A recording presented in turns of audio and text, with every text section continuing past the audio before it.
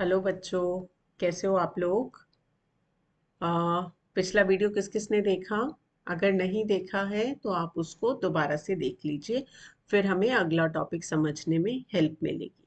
और इसके साथ आप सबसे एक रिक्वेस्ट है कि अगर आपको मेरे वीडियो से हेल्प मिल रही है तो आप मुझे बताएंगे कैसे, मुझे कैसे पता चलेगा? आप मुझे मेरे वीडियोस को लाइक कीजिए, सब्सक्राइब कीजिए मेरे चैनल को और शेयर कीजिए अपने फ्रेंड्स के साथ। और जैसे जैसे लाइक बढ़ेंगे मुझे भी पता चलेगा कि एक्चुअल में आपको हेल्प मिल रही है। तो मेरे को मोटिवेशन मिलेगी और वीडियोस बनाने की, राइट? तो हम मूव करते हैं हमारे टॉपिक पे, जो है फैक्टराइजेशन ऑफ द पॉलिनोमियल। अगर आपको याद हो, हमने फैक्टर्स के बारे में क्या कहा था? अगर कोई polynomial, if a polynomial p of x, कोई भी पॉलिनोमियल है, if a polynomial p of x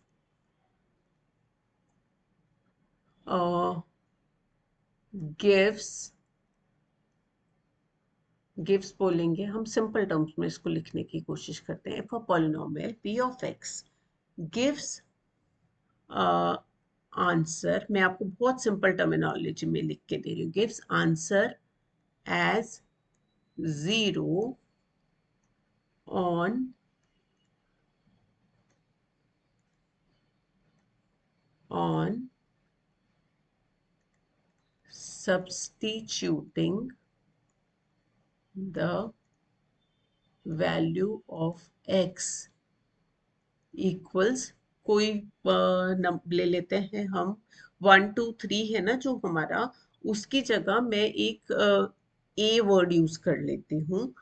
A is not a variable, ठीक है? ए वेरिएबल नहीं है, ध्यान रखना, एक्स ही वेरिएबल है। कि कोई भी ए की वैल्यू कुछ भी 1 2 3 4 सब्स्टिट्यूट करने पे अगर पॉलिनोमियल मेरा सॉल्व करने के बाद आंसर 0 देता है तो हम क्या बोलेंगे? Then we say that P of A is 0 of polynomial। या मैंने कहा था x इज इक्वल टू ए था ना ये, तो हम a को इधर लाएंगे तो क्या बनेगा? x minus A is a factor of polynomial. ठीक है, समझ आया? किसी भी वेरिएबल की कोई वैल्यू हमने सब्स्टिट्यूट की पॉलिनोमियल के अंदर और आंसर 0 आ गया तो हम कहेंगे वो जो वैल्यू थी, that value is a 0 of a polynomial. P of a ने लिखना था मुझे यहाँ पे, या मैंने एरर कर दिया। x is equal to A is a 0 of polynomial, या फिर x minus A is a factor of polynomial. ठीक है, 0 ऑफ पॉलिनोमियल में इक्वल टू का साइन होता है, फैक्टर में हम इस नंबर को उठाकर इधर ले आते हैं, शिफ्टिंग ट्रांसपोजिंग कर देते हैं और इक्वल टू का साइन नहीं लगाते। Is a factor of polynomial. आप चाहे ऐसे लिखो, ये स्टेटमेंट लिखो, या फिर ये लिखो, दोनों ही करेक्ट होती है। तो हमें कौन सी स्टेटमेंट लिखनी है वो डिपेंड करता है हमारे क्वेश्चन पे। अगर क्वेश्चन है find the zero of the polynomial तो हम ये ऊपर वाली स्टेटमेंट लिखेंगे। अगर हमें क्वेश्चन है find the factor of the polynomial तो हम ये स्टेटमेंट लिखेंगे। सॉल्व हमें सेम ही मेथड से करना है, बस लिखने का मेथड डिफरेंट करना है। ओके, तो इसके साथ हम चलते हैं अपनी टेक्स्ट बुक को थोड़ा सा देखते हैं। ये आप ओपन कर लीजिए, पेज नंबर क्या है? फैक्टराइजेशन, ये है पेज नंबर 32 आपके बुक का। ओके, तो यहाँ क्या लिखा है? फैक्टर थ्योरम, जो मैंने आपको अभी सिंपल वर्ड में समझाया। If p of x is a polynomial of degree n greater than 1, मतलब कि डिग्री 1 से बड़ा कोई भी पॉलिनोमियल है, लीनियर हो सकता है, क्वाड्रेटिक हो सकता है, क्यूबिक हो सकता है, एनी पॉलिनोमियल, और a है कोई भी रियल नंबर। रियल नंबर आपको पता है ना क्या होते हैं? रियल नंबर का मतलब है आपके पॉजिटिव भी हो सकते हैं वो नंबर, नेगेटिव भी हो सकते हैं, फ्रैक्शंस में भी हो सकते हैं। ठीक है, हमने पिछले चैप्टर में सारे रियल नंबर्स किए थे। तो अगर एक हमारे पास पॉलिनोमियल है और एक कोई नंबर है, तो हमारे पास सिचुएशन अराइज होती है कि x माइनस ए को हम कब बोलेंगे उसका फैक्टर, जब पॉलिनोमियल में a सब्स्टिट्यूट करने पे। एक सेकेंड, हम x माइनस ए को फैक्टर कब बोलेंगे, जब पॉलिनोमियल में a की वैल्यू सब्स्टिट्यूट करने पे पूरा पॉलिनोमियल हमारा जीरो बन जाए। ठीक है, अगर पॉलिनोमियल जीरो बना तो x minus A is a factor, और यहां इसी स्टेटमेंट को ऑपोजिट लिखा है। और पॉलिनोमियल जीरो तब बनेगा if x minus A is a factor of px। देखो यहाँ इसके दो पार्ट है, ये पार्ट 1 है, ये पार्ट 2 है। तो यहाँ पहले पार्ट 2 लिख दिया, यहाँ पार्ट 1 किया। इसको हम कॉन्वर्स कहते हैं ना, ज्योमेट्री में आपने प्रूफ्स में पढ़ा होगा। तो कॉन्वर्स, x माइनस ए अगर फैक्टर है तो p ऑफ ए जीरो होगा, p ऑफ ए जीरो है तो x माइनस ए फैक्टर होगा। ठीक है, थोड़ा सा वर्ड्स पढ़ने में हमें डिफिकल्ट लगते हैं, बट सॉल्व करने के टाइम ये कुछ भी डिफिकल्ट नहीं होता। तो हम देखते हैं कि इसको ही, बुक को ही देखते हैं थोड़ा सा। ठीक है, बुक में आगे हम एग्जाम्पल 6 पे। एग्जाम्पल 6 क्या कह रहा है, examine whether x plus 2 is a factor of this and of this. तो मेरे पास दो पॉलिनोमियल दिए हैं, चलो हमने इसको ले लिया नाम px, इसको ले लिया हमने sx आपके क्वेश्चन के हिसाब से। ठीक है, ये sx एक पॉलिनोमियल है, एक px एक पॉलिनोमियल है। अब हमें देखना है कि x प्लस 2 क्या इसका फैक्टर है, तो क्वेश्चन 1 ये हो गया। x प्लस 2 क्या इसका फैक्टर है, ये क्वेश्चन 2 हो गया। तो इट मीन्स इन्होंने हमें एक ही क्वेश्चन के अंदर दो क्वेश्चन दे रखे। ठीक है, एक बड़ा क्वेश्चन जिसके दो पार्ट्स हैं।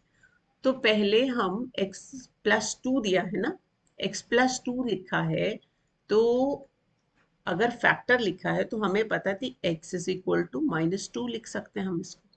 जब भी हमें करना होता है ना इसको सॉल्व, हम ऐसे एज्यूम कर लेते हैं कि x plus 2 is equal to 0, so x is equal to minus 2। तो जब हमें ऐसा दिया होगा कि इट इज अ फैक्टर, यहां से हम स्टेप 1 में, यहां अगर मैं स्टेप 1 लिखूं,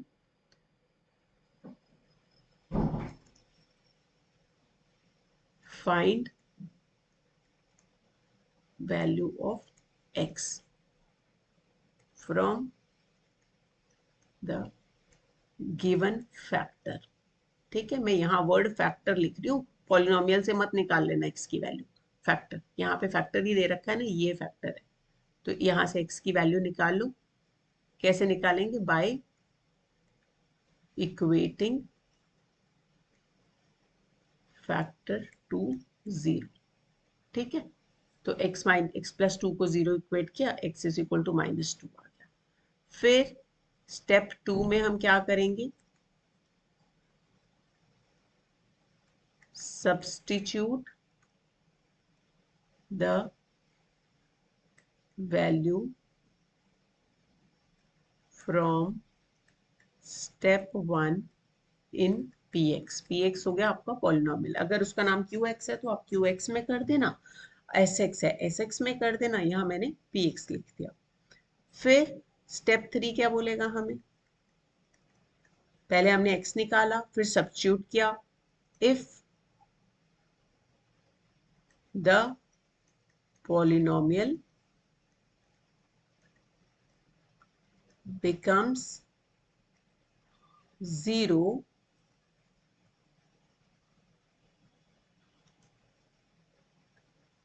on substitution। अगर पॉलिनोमियल सब्स्टिट्यूशन के बाद 0 बन गया, देन हम कहेंगे, क्या कहेंगे हम, गिवन फैक्टर। ठीक है,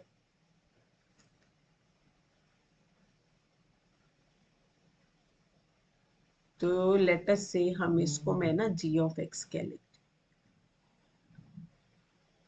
हूँ, फैक्टर यहाँ मैं इसका नाम g ऑफ x लिख लेती हूँ। ठीक है, आप याद रखना इसको। देन हम क्या कहेंगे, g of x is a factor of P of x. ठीक है, तो मैं आपको ये सारे स्टेप ना एक बार व्हाइट बोर्ड पे लिख देती हूँ, तो अगर आपको वहां से अपने नोट्स में कॉपी करने होंगे तो आपके लिए इजी रहेगा। क्या हुए हमारे स्टेप्स? स्टेप 1 था, हमारे पास हमें एक सिचुएशन दी है, पहले हम सिचुएशन देते रखते हैं। एक पॉलिनोमियल p ऑफ x है, एक पॉलिनोमियल s ऑफ x है, एक है g ऑफ x। ठीक है, तो g ऑफ x को मैंने लिख लिया x plus 2, p of x को मैंने लिख लिया x cube plus 3x square plus 5x plus 6, और ये लिखा मैंने 2x प्लस 4। ठीक है, हमें क्वेश्चन है check if g of x is a factor of p of x and s of x or not। ठीक है, तो हमारे स्टेप्स क्या बने? Step 1, find the value of x from g of x। और वैल्यू कैसे find out करनी है? आप g ऑफ x को 0 सब्सटीट्यूट करो, इट मीन्स x प्लस 2 सब 0 हो गया, तो x इज इक्वल टू -2 आ गया। क्लियर? अब आपके पास वैल्यू फाइंड आउट कर ली, स्टेप 2 पे आ जाएंगे हम। सब्सटीट्यूट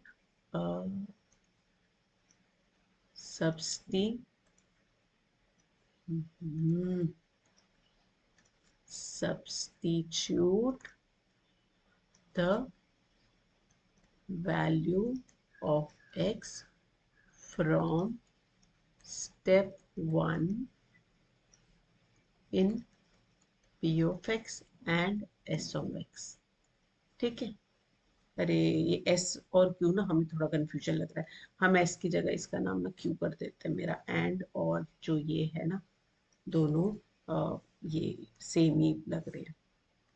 रुको, मैं यहाँ पे आपको q कर देती हूँ इससे। तो q ऑफ x एक पॉलिनोमियल हो गया, s और p ऑफ x पॉलिनोमियल है। हमें चेक करना है कि g ऑफ x इसका फैक्टर है या नहीं है। ओके, तो अब हम मूव करते हैं। हमने स्टेप 1 कर लिया, स्टेप 2 कर लिया, अब स्टेप 3 आता है। अब हमने सब्स्टिट्यूट कर ली value.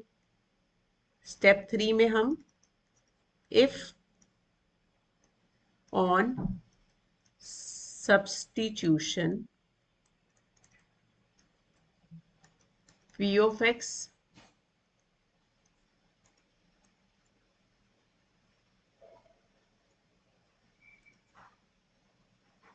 if on substitute becomes 0, if एक मिनट, इसको मैं थोड़ा सा और सिंपल करती हूँ। On substitution if on substitution the value of p of x becomes 0, then we can say that, क्या बोल सकते हैं हम? then we can say that, किसको सब्स्टिट्यूट करा है हमने? gx को करा है ना px में, तो g of x is a factor of p of x, और अगर नहीं होता otherwise it is not a factor of p of x। Clear? इस नोट्स में आप अपने स्टेप्स को लिख लीजिए, क्योंकि जब हम एग्जाम के टाइम रिवाइज करते हैं ना तो हमें थोड़ा सा भूल जाता है शुरू शुरू में, पर आप प्रैक्टिस करोगे तो ये इतने अच्छे से याद हो जाएगा, आपको ये स्टेप्स याद करने की ज़रूरत ही नहीं है।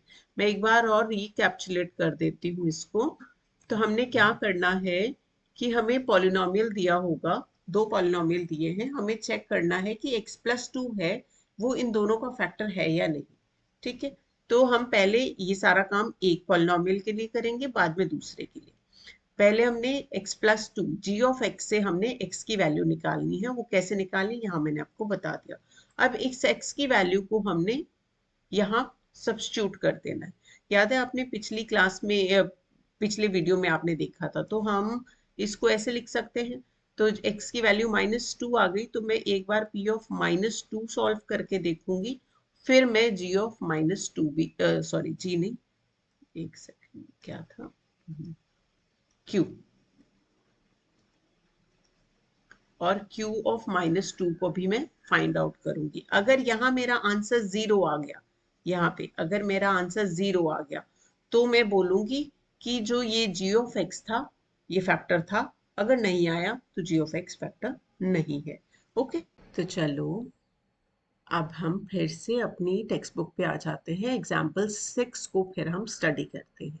क्या लिखा है यहाँ, एग्जामिन वेदर x+2 जिसको हमने कहा gx is a factor of किसका, px and sx।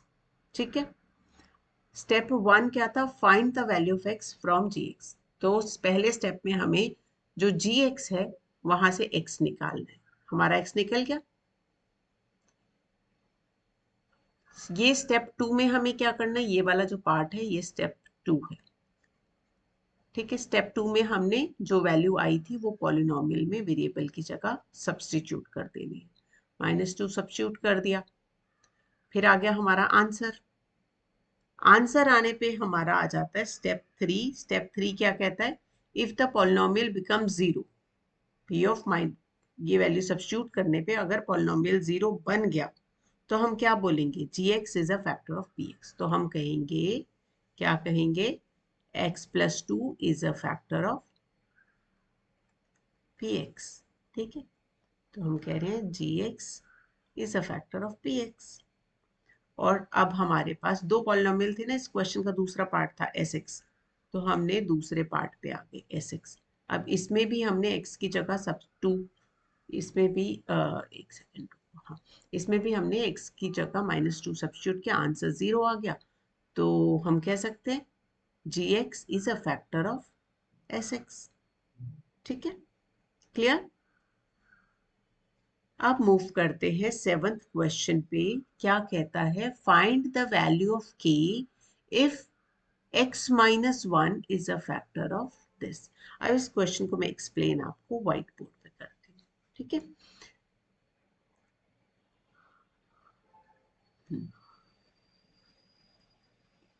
Find the value of k if x-1 is a factor of this. अगर आप इसको ध्यान से देखोगे तो इसने हमें पहले से ही बता दिया है कि ये ऑलरेडी इसका फैक्टर है।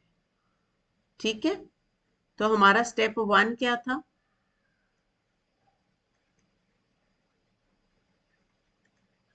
अगर ये इसका फैक्टर है तो x-1 को हम रखेंगे 0 और यहां से x की वैल्यू निकाल देंगे। स्टेप 2 में वहां हमने चेक किया था कि 0 आएगा या नहीं। क्यों चेक किया था, क्योंकि हमें चेक करना था फैक्टर है या नहीं। पर यहां तो हमें ऑलरेडी फैक्टर दिया है, तो इट मीन्स हमें पता है आंसर 0 आएगा।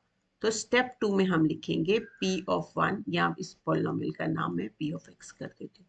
तो हमें पता है कि p की value, p of polynomial p में x की वैल्यू 1 पुट करने पे आंसर 0 आए। ये बहुत बहुत बहुत इंपॉर्टेंट स्टेप है, आप इसको ध्यान रखेंगे।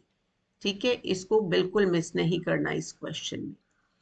तो हमने क्या लिखा, p of 1 is equal to 0। अब p ऑफ 1 क्या होगा, इस पॉलिनोमियल में p1 x की जगह 1 सब्स्टिट्यूट करके हम ये फाइंड आउट करेंगे। 3 1 square -4 1 plus k is equal to 0। तो ये बन गया 4 + 3 -4 + k इक्वल 0। ओहो, ये मेरा 0 तो 6 ही लग रहा है। चलो इसको 0 की तरह थोड़ा सा बनाते हैं। अब ये 4 4 कट गए, ये आया मेरे पास 3 + k = 0।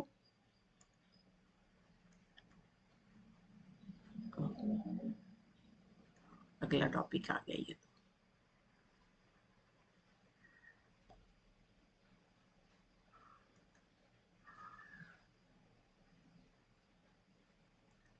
तो ये क्या आया, 3 + k = 0 आ गया। और मैं 3 को वहां ले गई तो क्या आया, k = -3, जो कि हमारा आंसर है। अब देखो, मैंने इस स्टेप में आप लोगों को बोला था इसमें कि आपने इसको बिल्कुल मिस नहीं करना। अगर आपने इस स्टेप को मिस कर दिया तो आप ये 0 लगाना भूल जाएंगे। ठीक है, अगर आप 0 लगाना भूल जाएंगे, ये साइड रखेंगे ही नहीं, तो यहाँ पे आप कंफ्यूज हो जाएंगे कि अब मैं k की वैल्यू कैसे निकालूं, वो 3 + k रह जाएगा। वैल्यू निकालने के लिए आपको इक्वल टू का साइन चाहिए, और उस इक्वल टू के साइन को आप स्टेप 2 के बिगिनिंग से रखेंगे। ओके, ये बहुत इंपॉर्टेंट क्वेश्चन है, अच्छे से इसको करना है।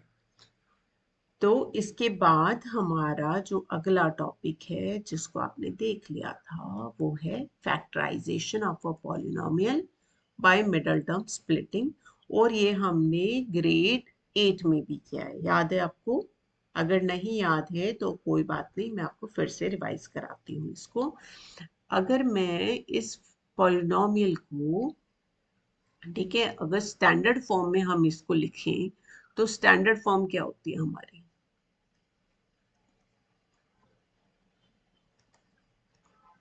8th क्लास में की थी ना, स्टैंडर्ड फॉर्म ऑफ पॉलिनोमियल। तब आपने standard form of quadratic equation बोला होगा या कुछ ऐसा नाम लिया होगा।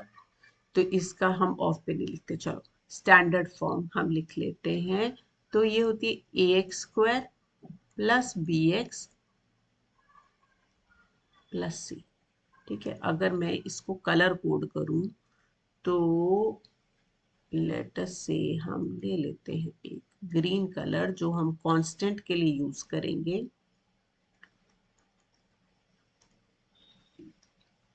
और जो वेरिएबल है वो हमारा ब्लू में है, सारे कांस्टेंट हमारे इसमें। ठीक है, अब मुझे इसका पॉलिनोमियल का मिडल टर्म स्प्लिट करनी है। तो हम क्या करते हैं, सबसे पहले मैं बी सी निकाल लेती हूँ। बी सी मतलब b × c, जो कि हमारे पास इस केस में आता है 6 × 5। मैंने फिर से गलत लिख दिया। सबसे पहले हम निकालते हैं a × c। 6 × 5 it becomes 30। ठीक है, ये वाला x² वाली टर्म का कोफिशिएंट और कांस्टेंट टर्म दोनों का प्रोडक्ट हमने निकाल लिया 30।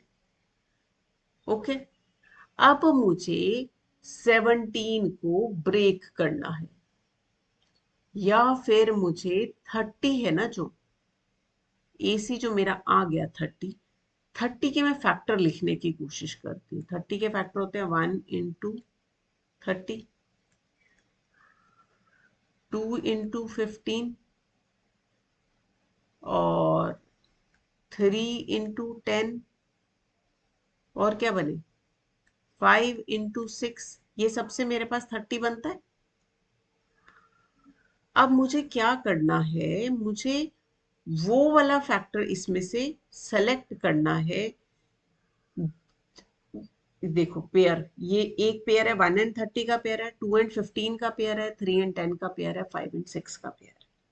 ओके, अब कौन सा ऐसा पेयर है जिसको ऐड या सब्ट्रैक्ट करने पे मैं ये बी जनरेट कर पाऊं, ये 17 को जनरेट कर पाऊं? इन दोनों को अगर मैं ऐड करूंगी तो 31 आ जाएगा, सब्ट्रैक्ट करूंगी तो 29 आ जाएगा। यहाँ पे ऐड करूंगी तो 17, सब्ट्रैक्ट करूंगी तो आ जाएगा 13। प्लस का भी आ सकता है, माइनस का भी आ सकता है। ठीक है, वो डिपेंड करता है आप सब्ट्रैक्ट 15 - 2 करोगे या 2 - 15, जैसी आपकी चॉइस है। यहाँ पे मेरे पास 7 या 13 आ रहा है। यहाँ पे मेरे को वो पेयर सेलेक्ट करना है जो मुझे 17 क्रिएट करके दे। 17 मुझे कौन सा पेयर क्रिएट करके दे रहा है? ये वाला पेयर। और कब करेगा ये 17? जब मैं इसको 15 + 2 करूंगी। तो मुझे इस वाले पार्ट को ब्रेक करना है। पहले वाला मेरा सेम रहेगा, 6x² प्लस लास्ट वाले को भी मैं कोई चेंज नहीं करूंगी, 5 एज इट इज आएगा। यहाँ जो ये पार्ट है b 17x, वो मैंने ये पेयर से हेल्प ली। तो इसने मुझे कहा मैं एक बार 2x लिख लूँ, एक बार 15x लिख लूँ। आप पहले 15x और बाद में 2x भी लिख सकते हो, उससे कोई डिफरेंस नहीं आता, आंसर आपका सेम रहता है। ठीक है, अब मेरे को क्या करना है? अब मुझे पहले दो नंबर्स हैं और फिर आखिरी के दो नंबर्स हैं। 1 मिनट में इसको थोड़ा सा और बेटर करती हूँ। बेटर का मतलब यहाँ पे ये है, मैं आपको सिंबल को भी ध्यान में रखना है। ठीक है, पहले दो नंबर्स में कॉमन क्या आ रहा है मेरा? 2 एंड x। अगर यहाँ से 2x कॉमन ले लिया तो यहाँ बचा 3 और एक सिंगल x, और इन दोनों को मल्टीप्लाई करूंगी, वापिस ये जनरेट हो जाएगा। यहाँ पे 2x बाहर चला गया तो यहाँ क्या बचा? आ खाली। खाली कुछ नहीं होता क्योंकि प्रोडक्ट है, प्रोडक्ट में हमारा हमेशा 1 बचेगा। इधर आप 0 कभी नहीं लगाएंगे, यहाँ 1 लगेगा क्योंकि यहाँ मल्टीप्लीकेशन की बात हो रही है। मल्टीप्लीकेटिव आइडेंटिटी 1 होती है। और आपको याद रखना है कि हम इस स्टेप से इस पे जाएं और नीचे वाले से वापस ऊपर वाले को रीजनरेट कर पाए। अगर हम ऊपर से नीचे और नीचे से ऊपर दोनों स्टेप्स को रीजनरेट नहीं कर पा रहे, इट मीन्स हमने कोई एरर किया है। देखो यहाँ पे 2x इंटू 3x 6x² बन जाएगा, 2x इंटू 1 2x बन जाएगा। तो ये वाला करेक्ट हो गया। फिर हमारा प्लस सिंबल है। फिर हमारा आखिरी दो में कॉमन क्या आया? 5। 5 आया तो 5 कॉमन आ गया। 5 3 ज़ा 15 और x एज इट इज, क्योंकि कॉमन में नहीं है। यहाँ से 5 ही था, 5 ही बाहर चला गया तो क्या बचा? 1। अब फिर से मुझे इसमें और इसमें कॉमन लेना है। 3x + 1 यहाँ भी है, 3x + 1 यहाँ भी है, तो 3x + 1 कॉमन में आ गया। पहले नंबर में क्या बचा? 2x। दूसरे नंबर में क्या बचा? 5। ओके, तो ये बन गए हमारे फैक्टर्स। आई होप फैक्टराइजेशन कैसे करते हैं मिडल टर्म स्प्लिटिंग करके ये आपको क्लियर हो गया। ठीक है, तो इसके ये तो था हमारा क्वाड्रेटिक पॉलिनोमियल। अब एक आता है हमारा क्यूबिक पॉलिनोमियल, उसको हम टेक्स्ट बुक पे मूव करते हैं देखने के लिए।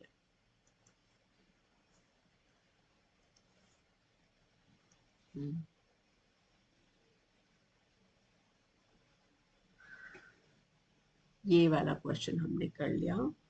ये आ गया हमारा नेक्स्ट क्वेश्चन। ये आया, ये क्वेश्चन है जो आपका बहुत ही इंपॉर्टेंट क्वेश्चन है। इस पे आप 2-3 स्टार जितने लगाने लगा दो। ठीक है, क्यूबिक पॉलिनोमियल में हमें थोड़ा सा ध्यान रखना पड़ता है। वो ध्यान क्या है? हमें पहला फैक्टर ट्रायल एंड एरर से मिलता है और फिर हम सेकंड और थर्ड फैक्टर हम स्प्लिटिंग द मिडल टर्म से करते हैं। अब एक चीज और देखो, क्यूबिक पॉलिनोमियल में हाईएस्ट डिग्री कितनी है? 3। और जितनी हाईएस्ट डिग्री होगी उतने ही फैक्टर होंगे। यहाँ 3 है तो 3 फैक्टर आप निकालेंगे। अब इसी पॉलिनोमियल को हम व्हाइट बोर्ड पे समझते हैं कि इसको कैसे सॉल्व करना है। तो इसी क्वेश्चन को करने के दो मेथड्स हैं, एक जो आपकी बुक में दिया है और जो दूसरा मैं आपको यहाँ पे कराऊंगी। ठीक है, तो इसमें क्यूबिक पॉलिनोमियल का स्पेशल एक स्टेप एक्स्ट्रा होता है, तो उसको मैं स्टेप्स में लिख देती हूँ। Step 1, find factors of constant term. अब इस पॉलिनोमियल में कांस्टेंट टर्म क्या है? 120। 120 के मैं फैक्टर्स लिखूंगी। फैक्टर्स क्या होंगे इसके? 1 इसका फैक्टर है, 2 इसका फैक्टर है, क्योंकि ये माइनस में है ना, तो 120 है जो हमारा, इसके फैक्टर्स जब हम लेंगे तो प्लस माइनस 1 दोनों ही कंसीडर करेंगे हम। प्लस माइनस 1 प्लस माइनस 2 इसका फैक्टर है, प्लस माइनस 3 इसका फैक्टर है, प्लस माइनस 4 इसका फैक्टर है, एंड सो ये प्लस माइनस का सिंबल है। ओके, फिर प्लस माइनस 5 इसका फैक्टर है, प्लस माइनस 6 इसका फैक्टर है, फिर आ जाता है प्लस माइनस 8, प्लस माइनस 10, फिर बताओ जल्दी जल्दी इसके बाद क्या आएगा? 15, 12, 20, 24, 30। ये सारे फैक्टर ना मैंने आपको समझाने के लिए ऐसे लिख दिए कि सारे फैक्टर से जनरली हमारा जो आंसर आता है ना, इन शुरू के 3-4 में से आ जाता है। ठीक है, 4 भी हमें नहीं करने पड़ते, बहुत मैक्सिमम क्वेश्चंस में शुरू के 2 से ही आ जाता है। तो स्टेप 1 हमने लिख लिया, तो हमारा स्टेप 2 क्या है? फिर आता है step 2।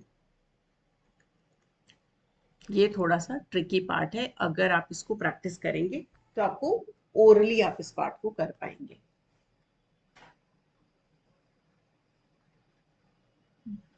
By trial find which factor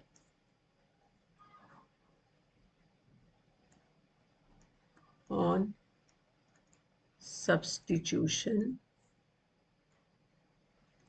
makes the polynomial zero।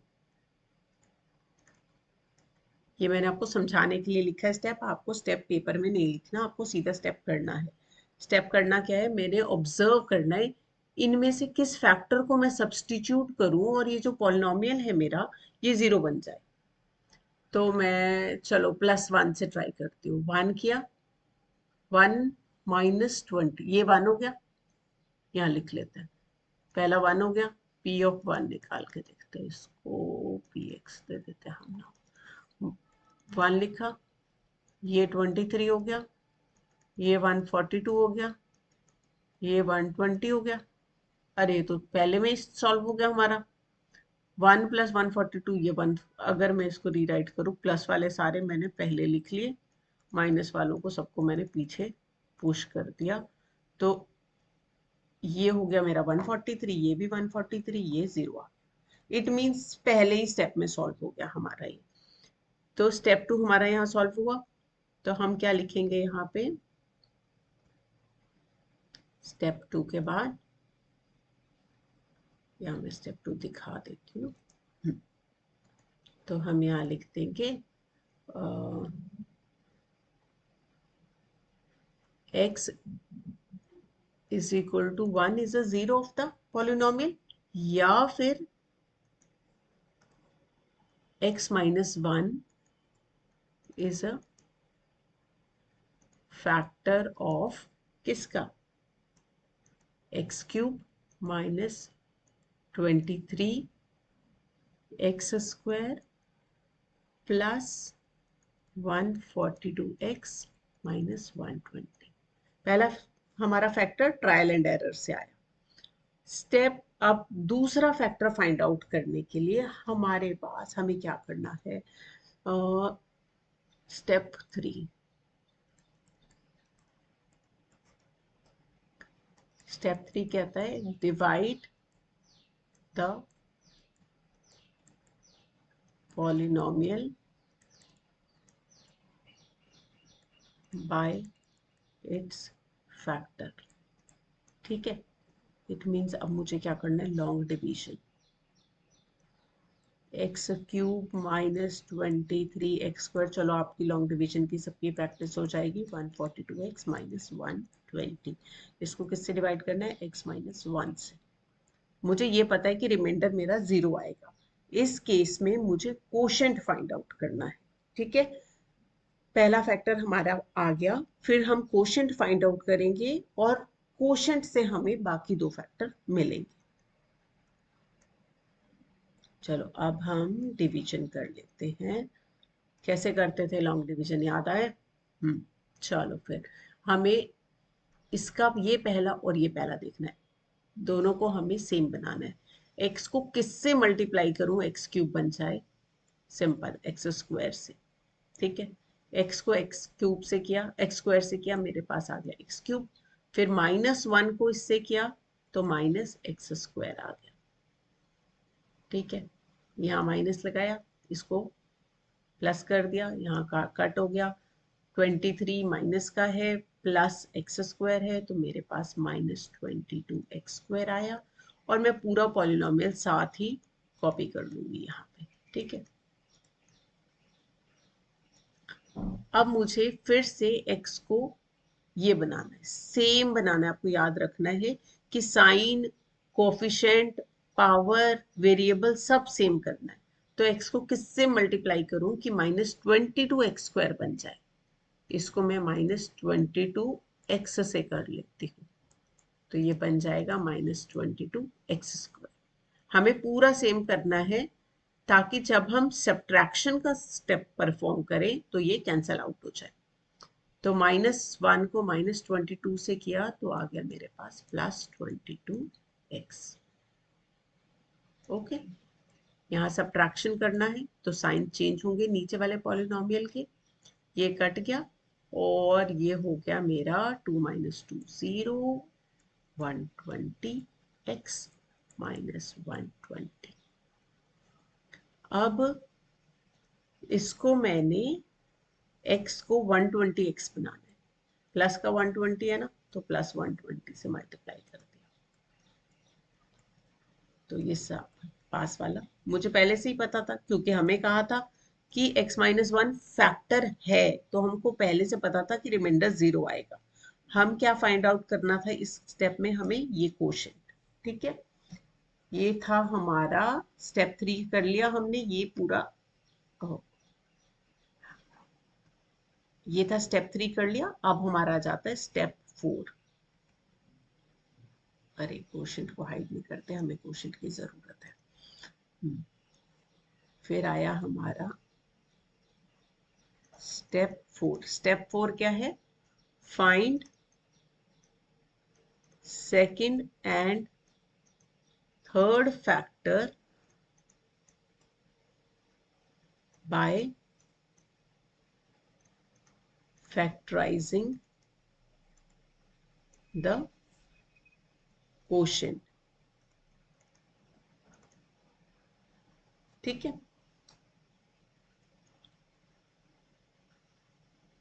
अब हम x² -22x + 120, याद रखना भाई,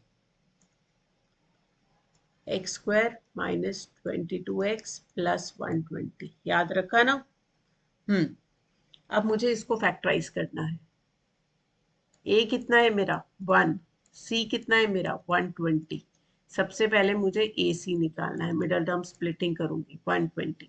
अब 120 को मैं फैक्टर्स में लिखूंगी तो बनेगा 1 × 120, 2 × 60, 3 × 40, 5 × 24।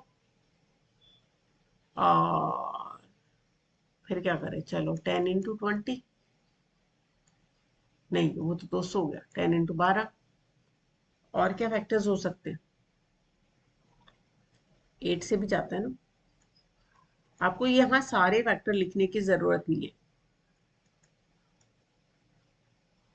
थोड़े से फैक्टर्स लिख के देखो कौन सा फैक्टर पेयर आपको 22 बनाने में हेल्प करेगा। कौन सा फैक्टर पेयर आपको 22 बनाने में हेल्प करेगा? क्या यहाँ से 22 बनेगा? थ्रू एडिशन और सब्ट्रैक्शन। यहाँ से बनेगा? नहीं। यहाँ बन रहा है 22 एडिशन सब्ट्रैक्शन से? नहीं बन सकता। यहाँ भी नहीं बन सकता, यहाँ भी नहीं बन सकता ऐड सब्ट्रैक्ट करके। यहाँ ऐड करके बन सकता है 22। और मुझे चाहिए -22, इट मीन्स -10 -12 कर दूं तो -22 बन जाएगा। ग्रेट। तो अब मुझे यही चीज यहाँ लिख देनी है, पहले वाले टर्म को कुछ नहीं करना, आखिरी वाली को भी कुछ नहीं करना, बीच वाली का मैंने फैक्टर कौन सा चूज किया था, ये वाला, और इससे मेरा -22 कब बनेगा, अगर मैं इसको भी नेगेटिव कर दूं और इसको, दोनों पार्ट्स को नेगेटिव कर दूं, तो मैं -10x -12x इन दोनों का सम करूंगी तो ये वापस 22 बन जाएगा ना, इन दोनों से ये क्रिएट हो जाएगा। बस अब तो सिंपल है हमारे पास। चलो इसको मैं इरेज करती हूँ क्योंकि हमें नीचे लगाना। फिर हम क्या करते हैं, पहले दो से कॉमन, पिछले दो से कॉमन, पहले दो में x कॉमन आ गया तो x -10 हो गया, पिछले दो में यहाँ पे माइनस है, अब 12 कॉमन आ रहा है यहाँ पे। अब यहाँ जब भी बाहर माइनस होगा ना, आपको एक चीज ध्यान रखनी है कि जो ये साइन होगा ये ऑपोजिट हो जाएगा। ऑपोजिट क्यों होगा अभी हम देखते हैं। और यहाँ से 12 बाहर गया तो 12 इंटू 10 जो बचता है यहाँ, क्योंकि मैंने आपको पिछली बार भी एग्जाम्पल में बताया, हमें ये स्टेप रिक्रिएट करके देखने होते हैं। x into x x square, x into -10 -10x, -12 into x -12x, -12 into -10 +120। Clear है। जब भी माइनस आएगा इस साइन को हम चेंज कर देंगे, क्योंकि जब हम रिक्रिएट करके देखेंगे तो वापस ये साइन बनेगा। यहाँ अगर प्लस होगा तो माइनस आ जाएगा, माइनस होगा प्लस आएगा। पर कब होगा ये, जब कॉमन लेने से पहले का साइन आपका नेगेटिव हो। अब नेक्स्ट फिर मुझे इसमें और इसमें कॉमन लेना है। इन दो में कॉमन क्या है मेरा, ये पार्ट, जो पार्ट मेरा कॉमन है उसको मैंने यहाँ लिख दिया, और जो कॉमन नहीं था यहाँ बचा कॉमन लेने के बाद x, यहाँ कॉमन लेने के बाद -12। तो ये बन गए मेरे बाकी दो फैक्टर, सेकंड और थर्ड फैक्टर भी आ गया मेरे पास। तो पहला फैक्टर क्या था मेरा, पहला फैक्टर था मेरा ये x -1 मेरा पहला फैक्टर था, x -10 और x -12 मेरे बाकी दो फैक्टर है। तो मैं कंक्लूडिंग लाइन कैसे लिखूंगी, मैं अपना पॉलिनोमियल लिखूंगी x³ -23x square -142x, sorry ये +142x है, -120 इज इक्वल टू, सारे फैक्टर्स को मैं प्रोडक्ट में लिख दूंगी।